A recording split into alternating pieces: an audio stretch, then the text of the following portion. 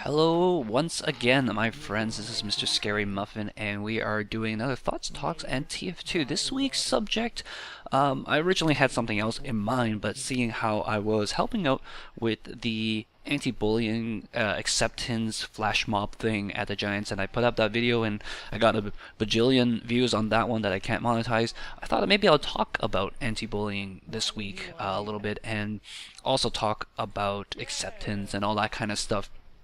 And like a lot of my thoughts and perspectives, I have what I feel is somewhat of an unorthodox perspective on it. I'm not going to be straight out saying, hey, bullying is bad. But no, I'm not going to say bullying is good either. In fact, bullying is not good.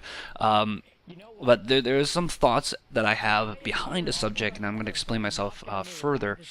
Before I start, I want to say straight off the bat that I've been on both sides of the issue. I have both been a bully, and I've also been bullied. And I guess it's a little bit of a story time kind of thing. But let's talk about the thing that I'm not so proud of myself, a little bit embarrassed about, and that was my kind of, I wouldn't say it's straight up bullying, but then again, it's me doing this kind of stuff, right? So. But in elementary school, I say when I was 11 years old until I was maybe 14 or 15, I can be a bit of a jerk to people, and I can probably look back and say it has something to do with low self-esteem and insecurity issues kind of thing. But in my mind, I honestly believe that almost all kids suffer from these kinds of things. You might have the rare child who is very self-sufficient and individualistic and can stand by themselves, very mature. Like, these kids do exist. I've met a few of them. But a lot of times you have kids who rely on adults. You have kids who are easily malleable, they're easily brainwashed, right? This is one of the reasons why advertisements to kids is such a huge issue. It's because when you have little kids, it's really easy to influence them, and they're like pets. They really want people to like them. They try really hard for adults to like them. But when you put them in a school situation where they got recess, they got lunchtime, they got almost an hour and a half every single day where there's no like fixated adult supervision, these kids only have themselves to work with, and all these kids have the same kind of insecurity issues. And so what happens is that if one child starts doing something, starts alienating another child, all the other children rather, they don't know better. They want to be liked. They want to be part of the majority and not part of the alienated group, right? And so in order to do so, they have to segregate themselves by taking up the position that is going against them. If it's teasing a certain person because of the color of the shoes, teasing a person because of their name, even teasing the person because they picked their nose or they're crying and all that kind of stuff, like, the kids can be cruel. And this is one of the reasons why that happens, is because when one person starts doing it, the other kids, they join on. And this is the kind of situation that I found myself in growing up as a child. I can remember very clearly when I was 7 years old, there was one kid that he was very smart, he was very like extrovert kind of thing, but because of like some of the things he says, like, my friends and I, we were like, he's kind of a dick, let's not be with him. But then he was kind of a dick and we didn't want to be with him, but we kind of took it like to a whole nother level where whatever he was doing to us, we kind of like rebounded, mirrored it back to him tenfold. And so we ended up being the bigger dicks. But of course, we don't even know that until me looking back at my childhood and going, oh, hey, I was kind of a dick back then. And when you're in the moment, when you are the fish in the water, it's hard to tell that you are breathing water, that kind of thing. And I'm not going to say that bullying is good or bad. Sometimes it's not very clear to the people who are having it done to and who are doing it. And it's one of those things that really needs awareness, needs people to straight up point out that, hey, this is not cool and this is why. And you just have to figure this out. And I mentioned that my mean streak kind of continued on for a while. I mean, this is all I knew through elementary school. I mean, my friends and I, we were really cool. Like, it will only be, I don't know, once or twice a year kind of situations where it would be that kind of thing. But it builds up in your mind, and you feel okay doing it because you don't know any better. And what happened was that I switched schools a lot growing up, right? I went to a different school for kindergarten, I went to a different school for elementary. In fact, I went to 3 different schools for elementary school.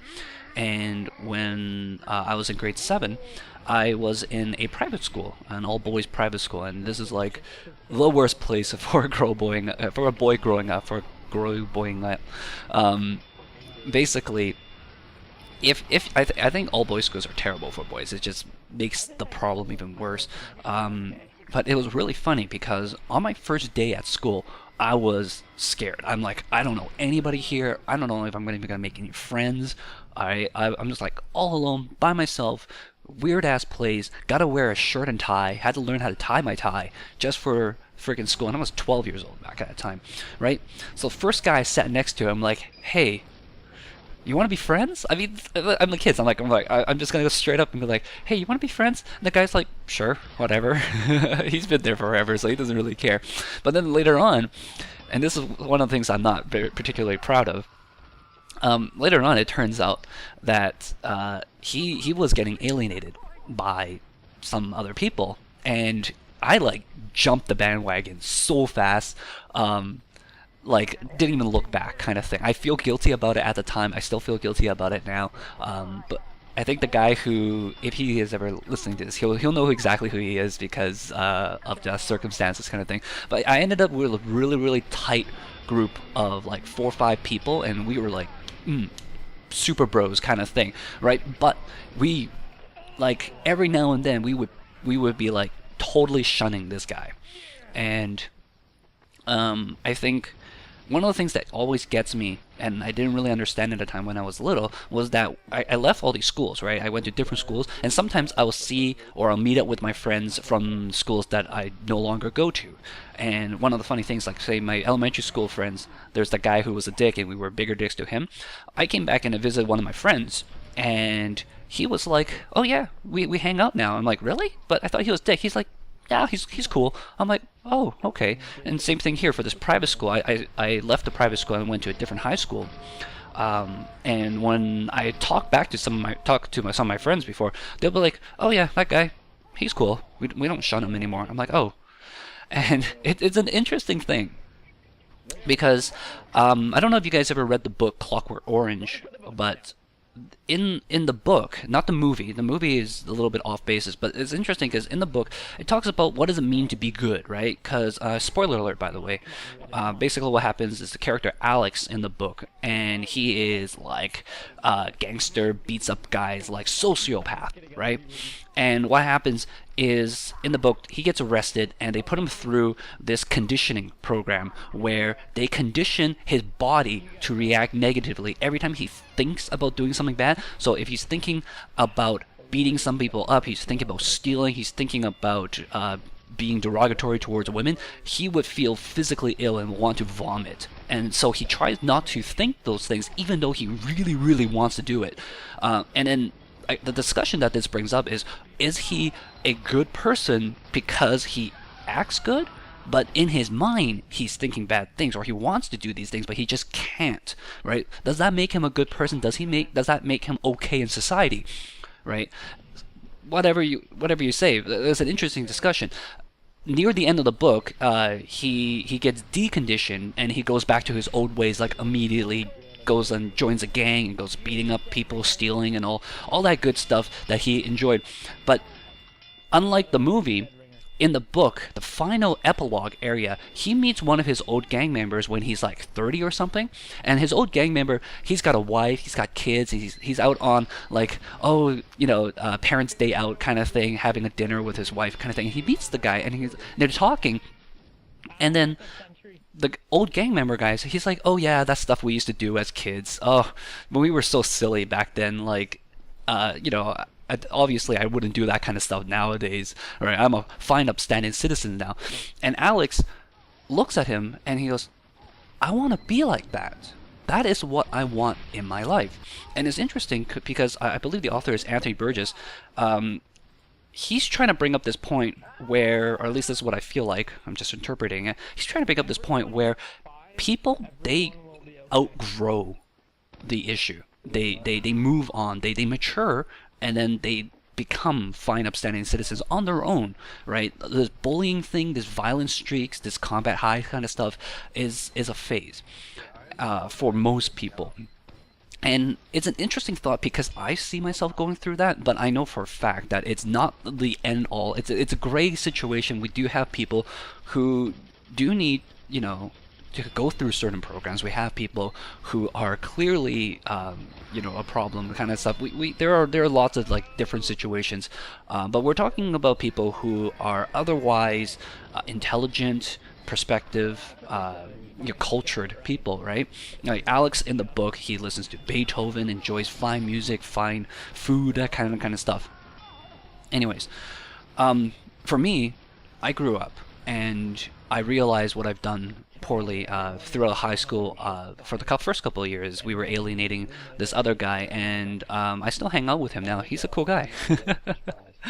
We chill out now and then, and I've apologized to him. I straight up said, hey, I know I did something really not cool in high school, and I want you to let you know that I was not proud of those kinds of things. Even though, like, sometimes people may not even notice it, and like, I felt I was doing something bad, and so I wanted to apologize. Apologizing more for me, I suppose, than for his benefit, because a lot of times when you're getting bullied, you're not expecting them to apologize. You're gonna get through it. If you guys ever watched that movie Billy Madison with Adam Sandler in it, he kind of does the same thing too, where he goes through he kind of starts growing up. Like he's like immature, a child for life, up until he starts doing this thing to try to get his dad's business back, and then he starts growing up. And those are some of the people, like people who are immature, childlike for life. Those guys are never gonna grow up, right? There are people like that as well. But in the movie, Billy Madison, he grows up and he calls up some people and he says, hey, I realized that I wasn't that cool to you in high school, and I just want to let you know I'm really sorry about that, and I'm trying to be a better person right now. And it's more for a personal growth, and I feel that's fine. Anyways, I did mention I've been on the other side of the coin as well, and the funny thing is when I was being bullied, I was one of those guys who didn't really realize it, I suppose. It's a kind of funny situation. I'll describe in detail one of the situations that afterwards I kind of clued in on me. I was a drama geek during high school, and we were doing a play. It was And Then There Were None, which is an Agatha Christie book turned into a play. It's a murder mystery kind of thing. And I did these little comic strips and I posted it around the school, like flyers to advertise the play so that people come watch it and kind of stuff. And I got permission from the teachers, all that kind of stuff. So I posted a couple of them around the school, and I like drawing back then. I drew really simple. I'm a terrible artist, but I drew a couple of them, and they were punny and jokey and kind of stuff like that, and quite happy with them. And somebody, he took one of the comics and then like scribbled pretty much like mean things about me as a person, and took that one flyer and stuck it right on my locker. And I when I got to my locker that day, I looked at it and I'm just like, huh. These things is not very creative. I mean, growing up, my name is Murray, right? And people are like, oh, hey, Murray, do you like curry? Oh, it's Furry Murray. And I'm like, whatever. You guys are not clever. Like, oh, great. Not like I've heard that a gajillion times. Sure, I'd like to eat some curry from Surrey. I better hurry, right? I as a person, I've grown a really thick skin, I suppose. And I looked at the comic and I go like, I could have done a better job dissing myself, right? And I left the flyer on my locker, and I just kind of forgot about it, left it there, and it was kind of like a dare back to the person who's like, go ahead, try to take it down. This is my picture now. This is my thing on my locker. It's mine.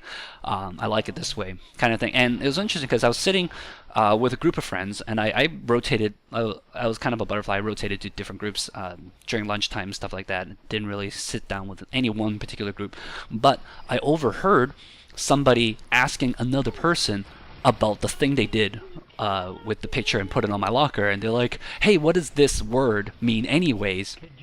I think it was something like flaming or something like that. And then the guy starts explaining it, and somebody goes, "Oh shoot, man, he's right over there." And at that point, I realized they were talking about me, and I looked up, and I looked at the guy, and the guy looked at me, and I realized I didn't know who this guy was. This guy was in my grade. He was my age. He was in my grade, and my school is not like super big, right? I knew pretty much everybody. I recognized his face, kind of, but I realized, dude, I don't even know who the hell you are. It was the most surreal moment where I was being bullied by a supposedly popular social guy from the GQ group, whatever, like the jocks group kind of thing, and I realized I didn't even know who he was. Like, that's how popular he was? Question mark, right? And it was, to me, it was funny, and I tell this story all the time to people, and yeah, I mean, there's other times when people like took snow and put it down my shirt and all that kind of stuff, and I don't know, I just never really respond to that kind of stuff, and to me, they really did stop when I ignore it, but I know that sometimes that's not the case. Anytime you're not feeling comfortable, and I'll say this out loud, do tell people about it. And when you tell adults that you're being bullied or that you are having a bad time, like people are making it so that you don't want to be going to school or going to a particular place or just being somewhere, like anytime you feel alienated in a situation, I do encourage people to speak up. Talk to an adult. Talk to anybody. Call an anonymous kids helpline kind of thing, even, and just talk to them, right? Talk to somebody. Get the thing off your chest. And if you are bullying, if you feel guilty about it, talk to somebody.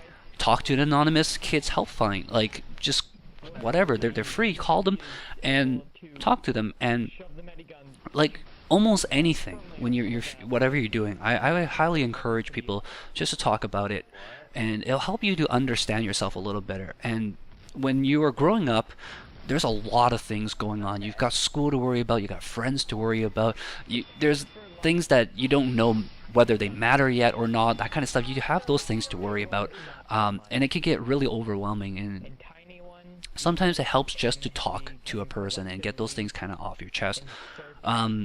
Of course, I would encourage people to try to treat each other nicely, and whenever I'm on servers and kind of stuff like that, I see some people online, and it's kind of the John Gabriel equation where you're anonymous online, you've got an audience of people, you tend to be a jerk to certain people, and the same thing happens, right? Because you don't know how old people are online. There could be 13, 14-year-olds who are part of that problem where they will just join in and alienate the same person because somebody is doing it and they don't want to be the guy who's alienated, so they'll join the alienating group, the people who are doing the alienation, right? And that's why I tried, like, whenever a bunch of people are jumping on this bandwagon and teasing somebody, I'm like, hey guys, try to be nice, all right? Try to be nice, and try not to be overly picking at it. I mean, it's fun teasing people, and some people can take it, and some people, they don't take it, but they don't say anything either, right? It's a mixed bag kind of thing, and I just encourage people to think twice about what you're doing, especially online, where it's a little bit anarchy, a bit of an anarchy world there. How do you say that as an adjective? Anarchical? Anyways. Yeah, so try your best, guys. Play nice, be nice, and the message this week is don't be jerks, and acceptance. Acceptance is the word. That was on the pink t-shirts. I actually didn't get a pink t-shirt for doing that. They didn't have my size, or they just didn't have that many t-shirts. But yeah, the message is be a little bit more all-encompassing, and be friendly to your fellow man.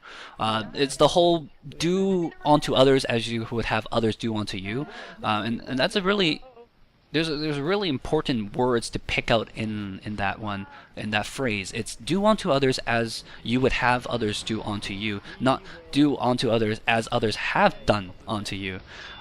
It's about being the change that you want to see. It's about being the bigger person, right? It's about being the example, setting the example for others rather than following the example of others, right? Do unto other as you would have others do unto you, as opposed to do unto others as others have already done to you.